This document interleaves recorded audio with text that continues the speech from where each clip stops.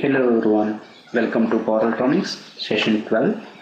In the previous session we discussed about the single phase off-bridge inverter and its drawbacks. We actually discussed about two drawbacks in case of single phase off-bridge inverter.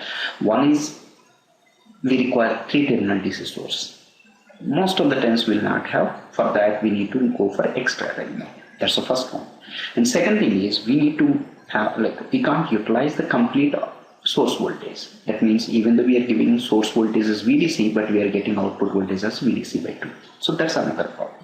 These two things we can eliminate with the help of full bridge inverter. So that's what we are going to discuss now. So now you can see that this is a full bridge combination. So as we discussed in the previous case, these diodes are required for a reverse power flow. That's why these are called feedback diodes. Now here we will use 4 thyristors and 4 diodes to operate this inverter. Now first thing is eliminated. We are using only normal VDC. That means 2-terminal source only we are using. Okay. So here the thing is we need to remember, that means we will operate this inverter with 2 switch combinations all the time. So that means to get the positive off cycle, we always turn on the thyristor T1, T2.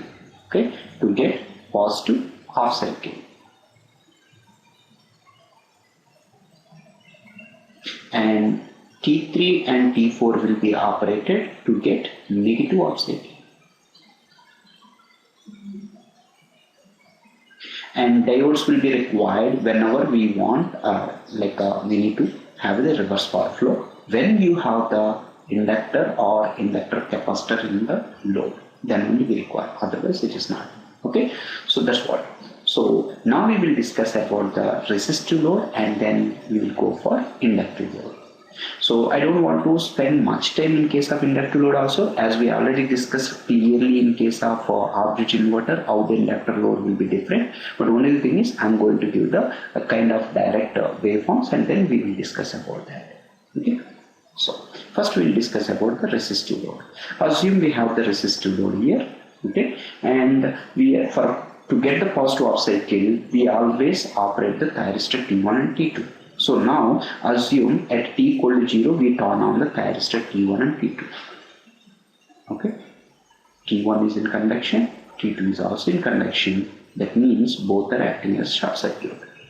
So now look at here. So this is actually supplying the power. That means source is actually supplying the power to the load through thyristor T1 and T2.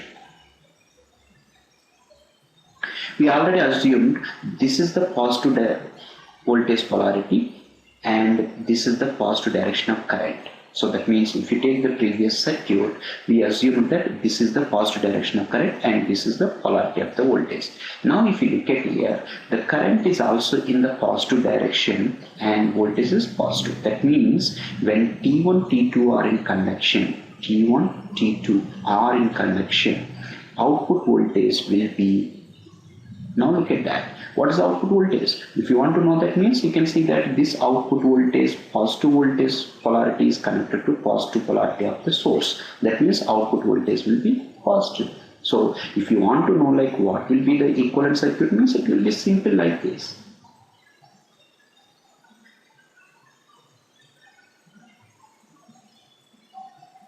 So that means further if you want to simplify, you can see that simply it is connected like this.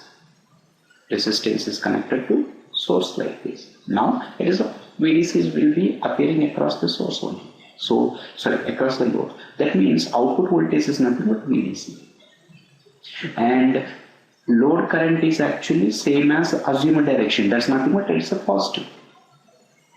So now if you draw this waveform for this particular instant is nothing but output voltage waveform will be VDC. And here load is resistive, that's why load current will be always in phase with the voltage. That is why you can see that output voltage will be also constant in this case like this. Now this T1 and T2 will be in conduction for half of the time period. That is nothing but if you take that half of the time period means T by 2 seconds. Okay. So this will be, that means these two thyristors will be in conduction for T/2 seconds. Okay, so during this period, thyristor T1 and T2 will be in conduction. That's what we already discussed, T1, T2. So now, to get the negative off cycle, what we will do that we will turn off these conducting thyristors. That means we will turn off these two conducting thyristors using the any post commutation, and immediately we will turn on the other two thyristors. So that's what we are going to do.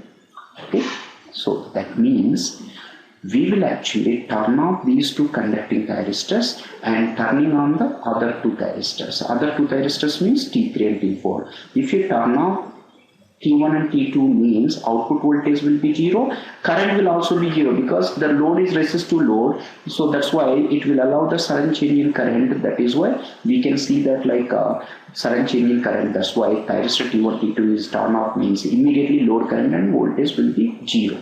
Then if you turn on the thyristor T3, T4, then reverse power flow will be there. So as we already assumed, this is the V0 polarity and this is positive direction of the load current we assumed. Now we will see that what will happen when thyristor T3 and T4 are in conduction. Now we can see this negative polarity of the load is connected to the positive terminal of the source. That means negative voltage is appearing across the load, and the source will supply the current in this direction, and it is flowing through the thyristor T3 load, then T4 back to the source. So now you can see that this current is opposite to the assumed direction of the current. So that is why when T3, T4 are in conduction, we can see that output voltage V0 is nothing but minus VDC and I0 is negative. Okay, that's what is happening. So, but if you see that both are negative means power flow is positive. Still power is supplied by the source and then load is taking that. So that is happening in case of resistive load. So now if we take the waveform, how exactly will be there, and now we'll see that. As we discussed in the previous case, like so till T/2 seconds we will actually operate the thyristor T1, T2, and at the end of T/2 seconds we will turn off them using post commutation.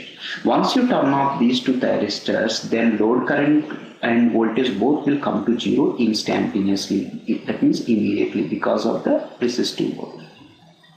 Now if you turn on the other thyristors T3 and T4, as we discussed, output voltage will follow the load voltage, like source voltage in opposite direction, nothing but it is minus VDC. This is minus VDC.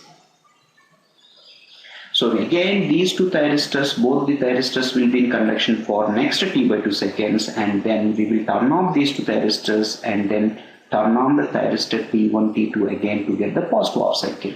So same thing will be repeated forever. Okay, so now at the T/2 seconds we will turn off these two thyristors and turn on the thyristor T1, T2, then again we will get the waveform like this. It will be keep on moving like that.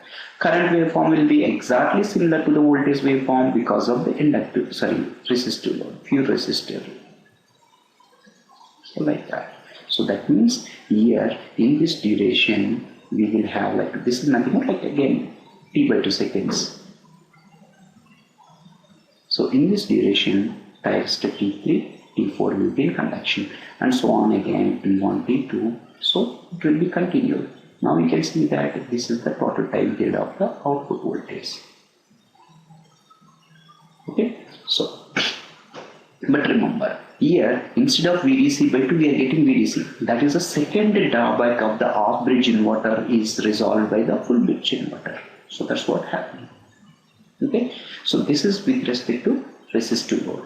Similarly, we'll have the same thing. That means you can see that in this operation, entire operation, we haven't seen that diode is in conduction. That is why feedback diodes are not required for the resistive load. That means D1, D2, D3, D4, all are in conduction only when you have the reactive element in the load. That means here conduction of all these will be 0 in case of resistive load.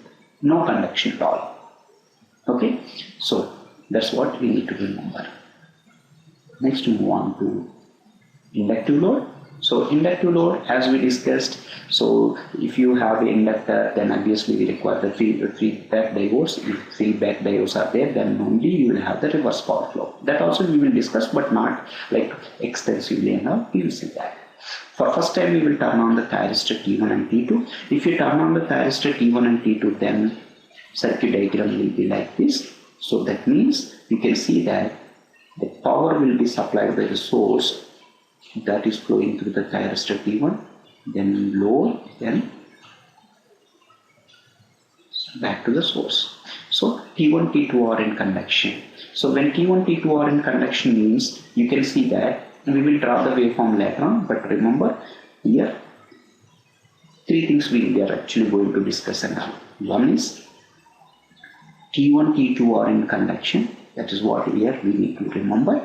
And output voltage V0 is, because it is actually positive and negative is indicated like that, and it is connected to the positive and negative of the source like this. That's why it is VDC.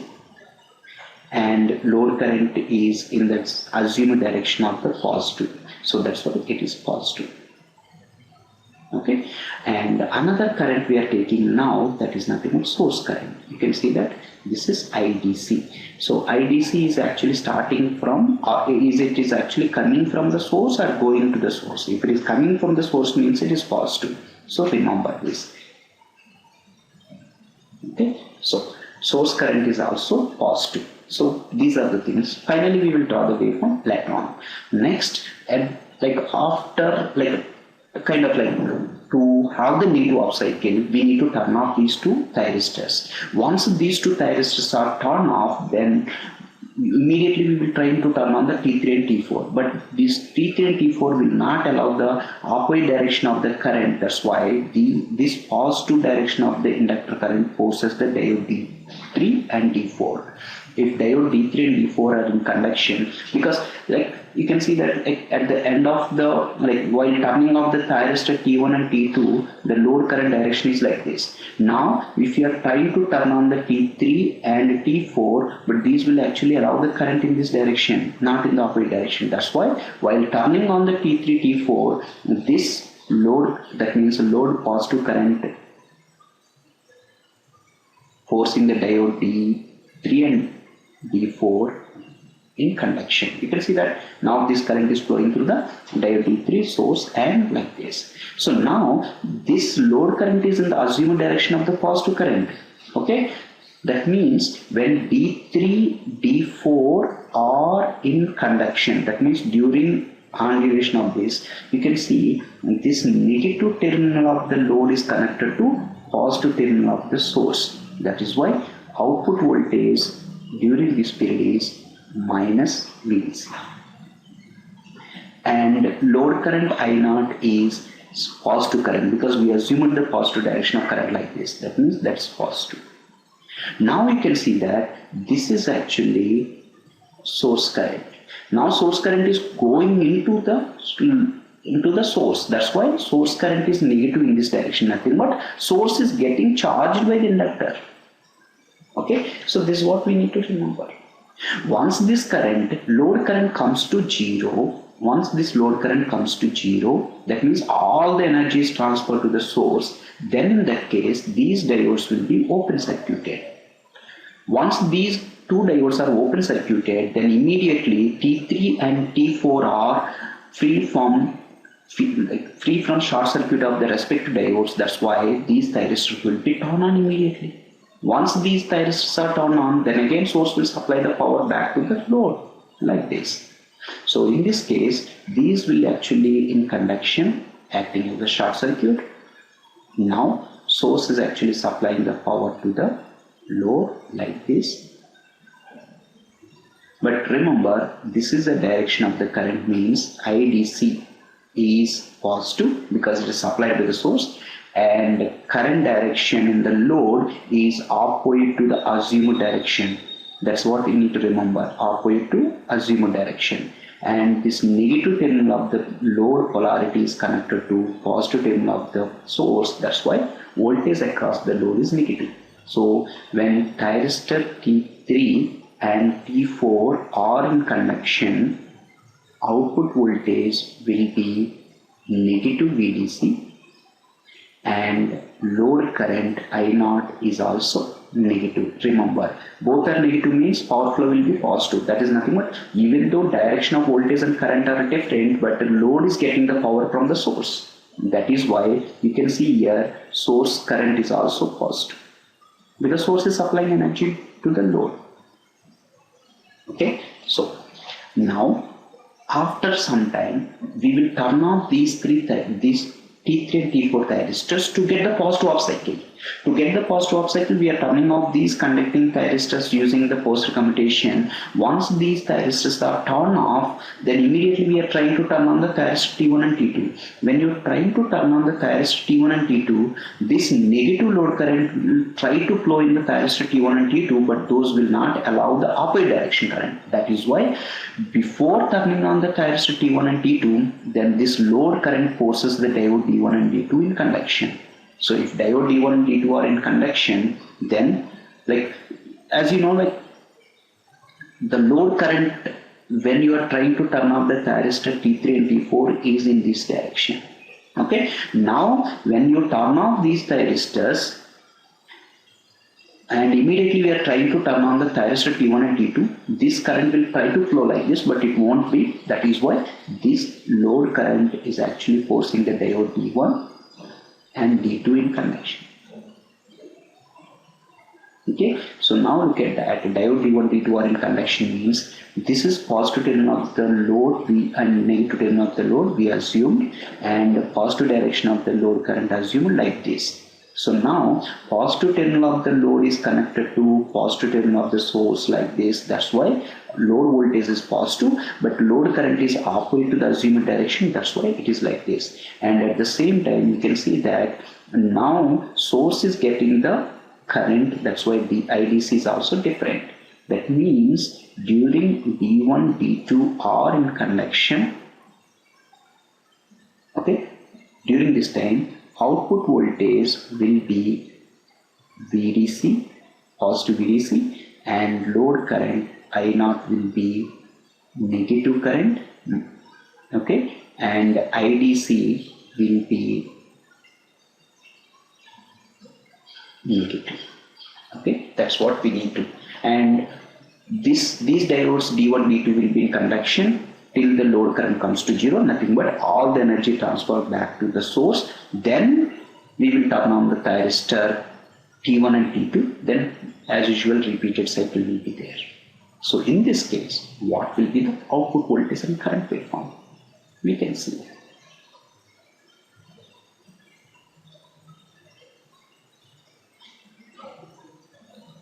Okay, so we can conclude two things here. One is when thyristor T1 and T2 are in conduction, source current is positive. Likewise, when thyristor T3, T4 are in conduction, source current is positive. That means when thyristors are in conduction, source will supply the energy. And you can see again, diodes D3, D4 are in conduction, source current is negative, and D1, D2 are in conduction, source is negative. That means load is actually supplying energy back to the source during this time. That's what we need to understand. Why I'm actually telling this? We need to draw the source current waveform also. That means when thyristors are in conduction, whatever the load current is there, same load current will be flowing through the source. Okay, and when diode D3, D4 are in conduction, same like power will be reversed. That is nothing but load is supplying the power. Okay, so now we can see another important thing is here. When T1, T2 are in conduction, you can see that both the currents are same. That means when T1, T2 are in conduction, whatever the load is drawing the current that's coming from the source in the same direction. That means source current waveform is also same. When T3, T4 are in conduction, it is reversed. You can see that whatever the load current is there, that is coming from the source in opposite direction. Okay, that's what we need to remember. Likewise, diode D1, D2 also. Okay, why I'm actually telling is, when you actually look at for the resistive load, Okay, this is the output voltage and current waveform we discussed. Now, if you want to draw the source current waveform IDC, what I told you just now, when T1, T2 are in conduction, whatever the load current is there, same load current is coming from the source. That means load current and source current are same. Then in that case, exactly the same current is actually coming from the source. Likewise, when T3, T4 are in conduction, you can see again I am showing here T3, T4 are in conduction. This is same for resistive load or inductive load during this time. So load current is actually negative, but source current is positive, means in that case whatever the load current waveform is there, that will be appearing on the source in the opposite direction. That means this is negative, that's why it is positive. Okay, that means in case of resistive load, source current is always constant like this. Okay, now we will draw with the help of these things what will be the current waveform and the voltage waveform for inductive load. Okay, so now we can take it, this one is RL load. So in this case we can take it like this is T by 2 seconds. This is rest of the this output voltage waveform, then and so on T by 2 seconds. So as I told you, like positive off cycle will be there by T1, T2, D1, D2, then negative off cycle will be there by T3, T4, then D3, D4. Again same thing will be started, will be repeated.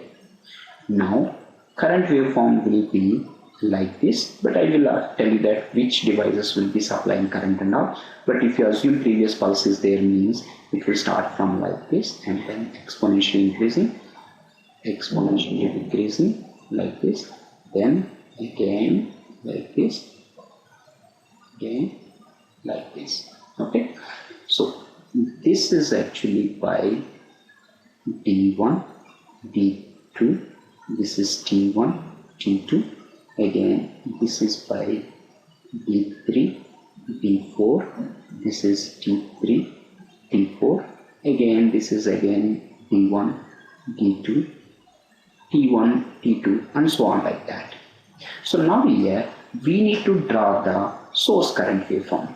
As I told you that, just now I told you that T1, T2 are in conduction, whatever the load current is there, same as source current. D1, D2 are in conduction, whatever, you can see that, whatever the load current is there, same as source current. But when T3, T4 or D3, D4 are in conduction, load current and source current are opposite. In that way, you can see that D1, D2, T1, T2 are in conduction, means same current will be supplied by the source. Like this. And if you look at here, so during this period, T3, T4, D3, D4 are in conduction. In that case, whatever the load current is there, that will be coming from the source in opposite direction. That means it will be again going down.